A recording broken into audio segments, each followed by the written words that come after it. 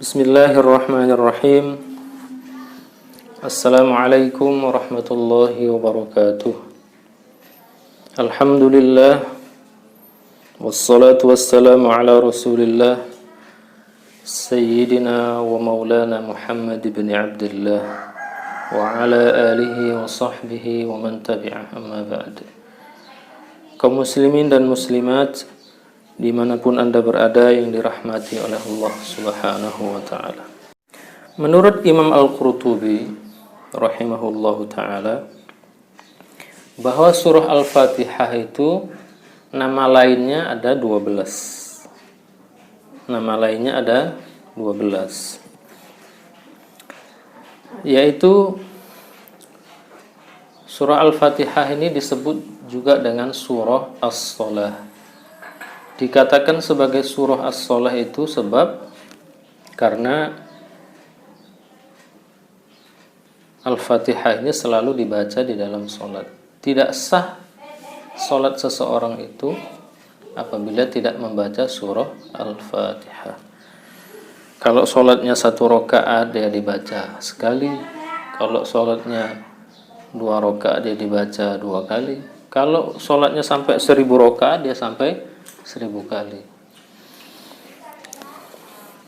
Hal ini sebagaimana diriwayatkan oleh Imam Muslim, juga Imam Malik di dalam Muwatta'nya, Abu Dawud, Tirmizi, Nasa'i, dari sahabat mulia Abu Hurairah radhiyallahu anhu.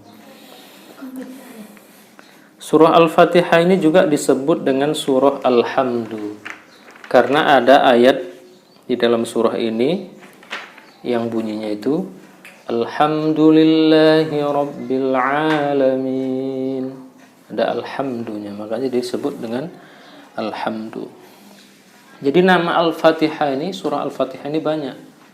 Kemudian disebut juga nama lainnya adalah Fatihatul Kitab, pembuka daripada Al-Quran. Ya memang kalau kita buka mushaf itu surah urutan pertama itu adalah surah Al-Fatihah. Surah pertama itu Al-Fatihah. Kemudian disebut juga dengan Ummul Kitab. Ini pendapat jumhur, pendapat mayoritas ulama. Jumhur juga mengatakan Ummul Quran, induk daripada Al-Quran.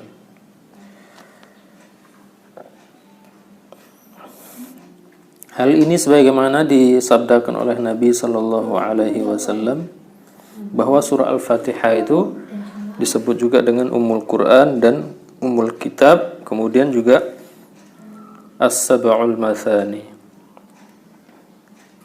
Tadi sudah dijelaskan ya tentang As-Sab'ul Mathani ini. Dia dibaca berulang-ulang. Dibaca berulang-ulang di dalam sholat. Kemudian nama lainnya Al-Fatihah ini adalah Al-Quranul Azim, Al-Quran yang agung. Kenapa dikatakan sebagai Al-Quran yang agung, Al-Quranul Azim? Karena Al-Fatihah ini mengumpulkan seluruh ilmu-ilmu Al-Quran dan maksud-maksud ataupun tujuan-tujuan daripada prinsip-prinsip daripada Al-Quran itu sendiri. Kemudian nama yang berikutnya adalah Surah Asy-Syifa. Surah Asy-Syifa. Hal ini sebagaimana dikatakan oleh Nabi sallallahu alaihi wasallam bahwa Al-Fatihah itu adalah syifa, obat daripada seluruh penyakit, termasuk penyakit corona ya. Jadi semua penyakit itu insya Allah bisa disembuhkan dengan Al-Fatihah, kecuali 2. Yang pertama masa tua, yang kedua masa ajal. Jadi kalau sudah datang tua ya memang tak bisalah dihindari tua itu. Kalau sudah datang ajal ya nggak bisalah diundurkan ajal itu. Jadi selama bukan 2 itu, insya Allah dengan izin Allah subhanahu wa ta'ala bisa disembuhkan. Berikutnya Al-Fatihah ini juga disebut dengan surah Ar-Ruqyah. Jadi orang kalau mau meruqyah itu dengan Al-Fatihah, sesuai dengan namanya, surah Ar-Ruqyah. Jadi segala macam cobaan dan ujian itu bisa diruqyah dengan Al-Fatihah, dengan izin Allah Subhanahu wa ta'ala.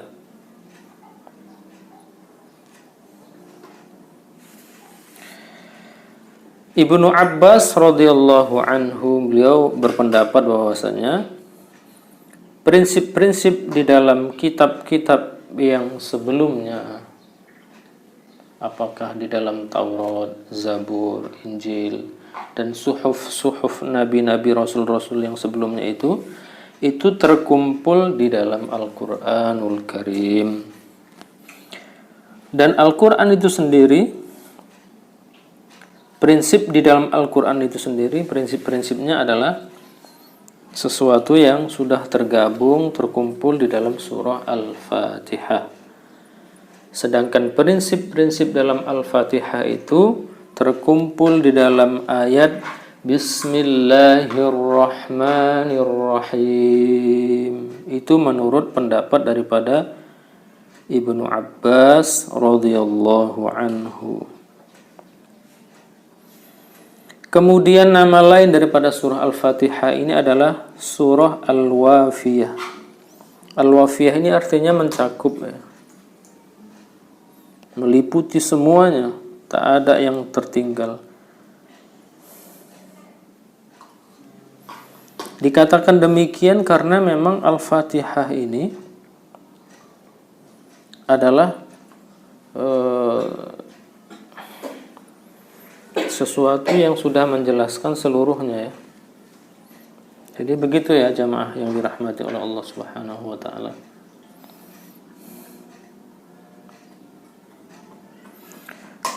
Kemudian disebut juga dengan Al-Kafiyah. Artinya sesuatu yang sudah full, yang sudah penuh, yang sudah cukup, yang sudah memadai, tak perlu lagi yang lain. Kenapa disebut sebagai demikian? Ya karena memang Al-Fatihah itu sudah menjelaskan dengan sangat konkret, sangat jelas mana yang benar, mana yang salah. Sehingga Allah katakan la ikraha fiddin. Tak perlu orang dipaksa untuk mengakui kebenaran karena memang sudah benar dia. 1 tambah 1 2. 2 tambah 2 4, itu sudah pasti. Jadi enggak mesti orang tuh dipaksa untuk mengakui sebuah kebenaran yang sudah benar, yang sudah baku. Qad tabayyana ar-rusydu minal ghayy. Jadi benar dan salah itu sudah sangat terang benderang.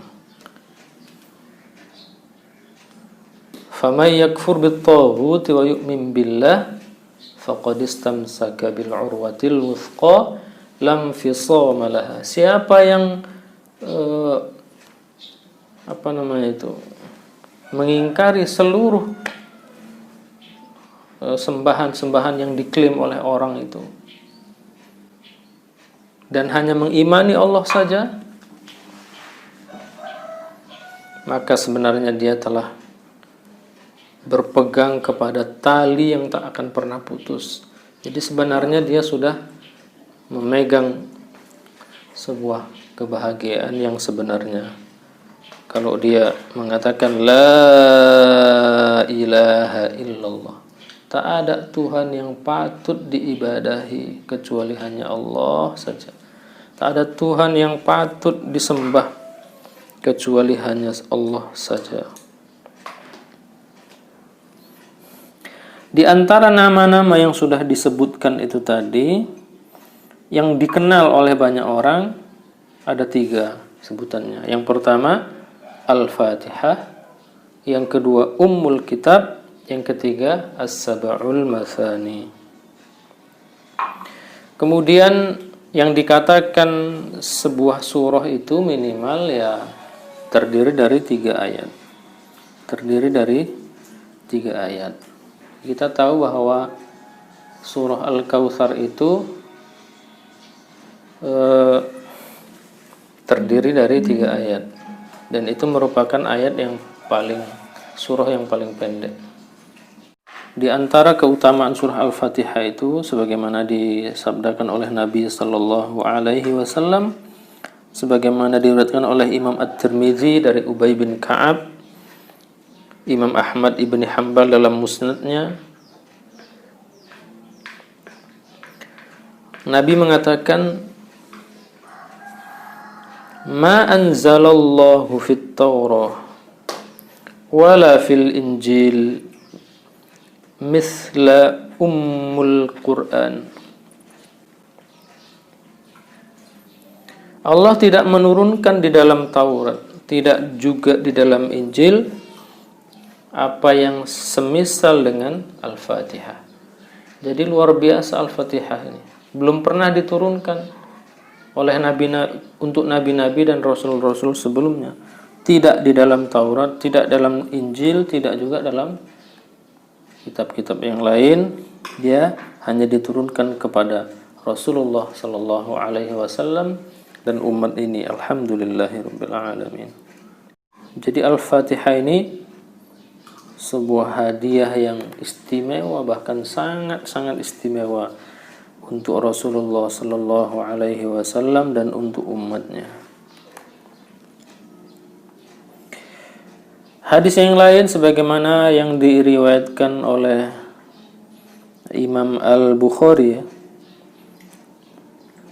dari sahabat yang mulia Abi Sa'id ibni Al-Mu'alla. Abi Sa'id ibni Al-Mu'alla. Nabi mengatakan, "Saya akan mengajarkan kepadamu sebuah surah yang agung, yang teramat agung di antara surah-surah di dalam Al-Quran, yaitu Alhamdulillahi Rabbil Alamin." Dialah 7 yang berulang-ulang.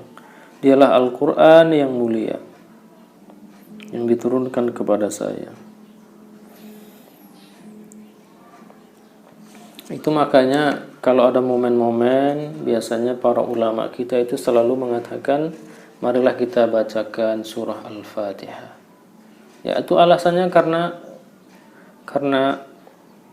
keutamaannya ini tadi. Jadi saking utamanya Al-Fatihah ini, para ulama kita biasanya mengawali dan mengakhiri pertemuan dengan membaca surah Al-Fatihah. Allah Subhanahu wa ta'ala di dalam surah Al-Hijr, surah yang ke-15, ayat 87, A'udzu billahi minasy syaithanir rajim. Bismillahirrahmanirrahim. Wa laqad atainaka sab'an minal mathani wal Qur'anal 'azim. Dan sungguh telah kami berikan kepadamu 7 yang berulang-ulang. Maksudnya adalah surah Al-Fatihah dan Al-Quran yang mulia, Al-Quranul Azim, maksudnya surah Al-Fatihah. Terima kasih, jazakumullahu khairan ala ihtimamikum. Wassalamualaikum warahmatullahi wabarakatuh.